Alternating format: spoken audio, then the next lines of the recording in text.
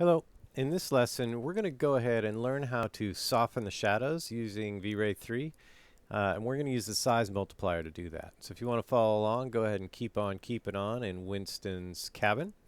I'm going to go ahead and double click on here, jump into my perspective view, click on Vray, open up the asset editor.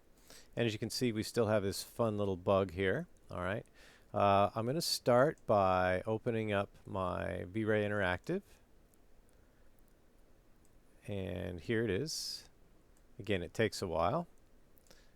There we go. And this looks like a pretty interesting time of day that I have set up. I'd like you to do something the same. What we want is to be able to see some pretty hard shadows, okay?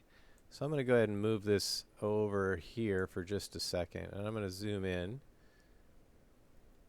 and then zoom out.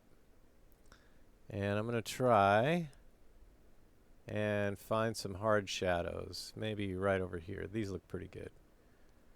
Okay, so I'm going to zoom in here.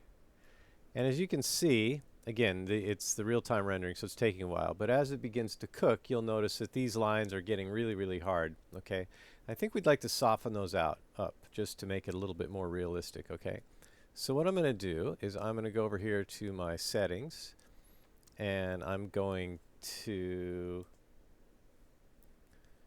go to my lights, and I'm going to click on my document sun, and now I'm going to click on this little triangle over here. All right, great. And now what I want to do is I'm going to use this setting right here, which is the size multiplier, and we'll talk about and discuss what this does during class. I just want to show you where it is in this particular video, and I'm going to increase it. As I begin to increase this multiplier, you're going to notice that these shadows are going to soften up, right?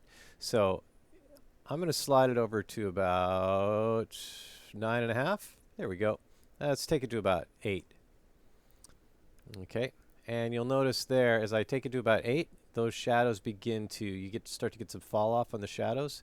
They're darker where it's closer to where it's cast, and they are lighter as those shadows get farther away as more ambient light bounces off and begins to soften them. Okay, so that is what the multiplier does, and we're going to bring that down to about 4.5 or so.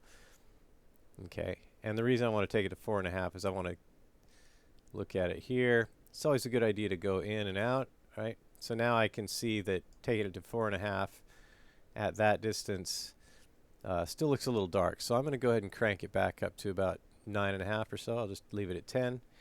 And now you can see as the rendering begins to cook, these shadows are softening out. Okay.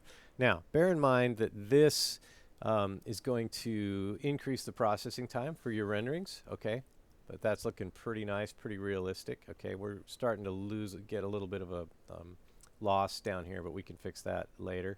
So I'm going to go ahead and stop this rendering. Before I do that, I'm going to take the multiplier back down to 0. And the reason for that is as we begin to move through here, I would make a mental note that I'd like to set the multiplier for this particular rendering at 9 or so. Now I'm going to go ahead and take it back, and the reason for that is we are going to be just going through different settings, and with the multiplier at 0, it's going to render quite a bit quicker. Okay, I'm going to stop the lesson right here, and I will see you in the next one. Thanks very much.